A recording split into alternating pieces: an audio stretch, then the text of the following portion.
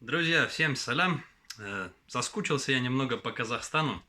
Фестивале The Spirit of Tengri, Nomad Way, Spirit of Astana, точнее, Spirit of Nur-Sultan.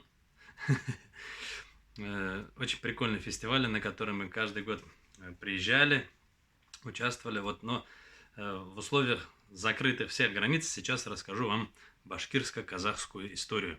Раньше, во времена Барымта и Карымта, это когда вот ходили друг у друга там башкиры, казахи, скот могли угнать, невесту угнать.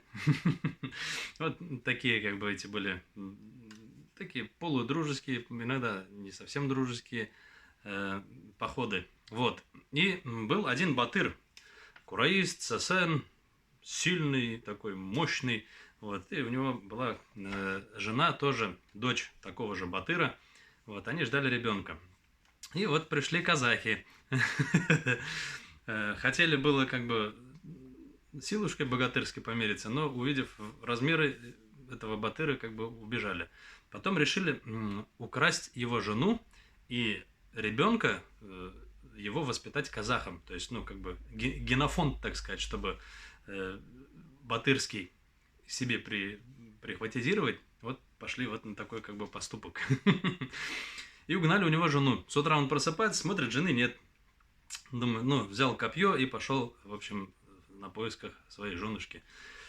Пришел в их деревню, там юрты, там потихонечку ходит, слушает, там и прислушивается, услышал плач женский, узнал свою жену, пришел, как бы потихонечку нашептал ей, и та из объятий спящего казаха выбралась, и они бежали.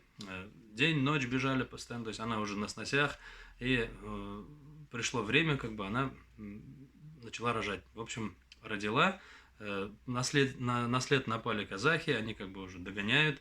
Вот. И что делать с ребенком на руках? Они и сами не спасутся, и ребенок не спасется, поэтому они, как бы это прискорбно не было, решили ребенка оставить в гнезде, в грачином вороньем гнезде. И как бы поплакали, как бы не было, так скажем, больно.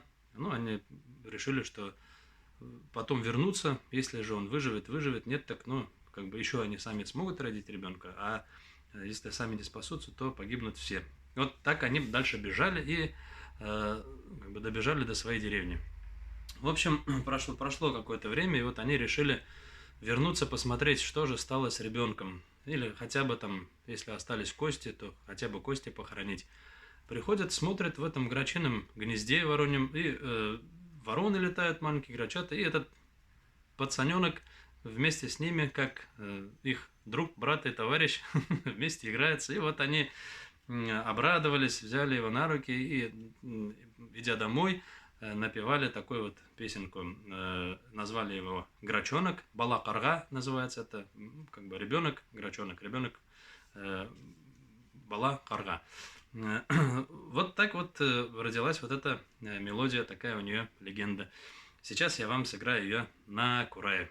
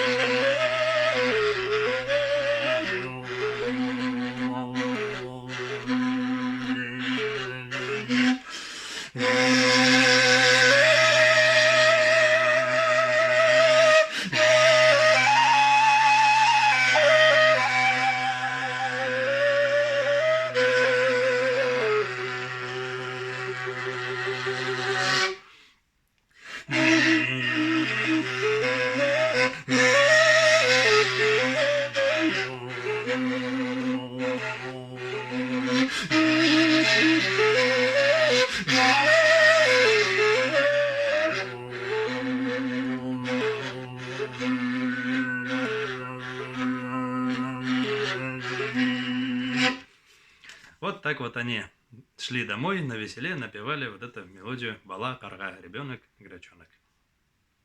Казахстан сәлем. Башқұрттардан һеҙгә. Бирешмәгеҙ!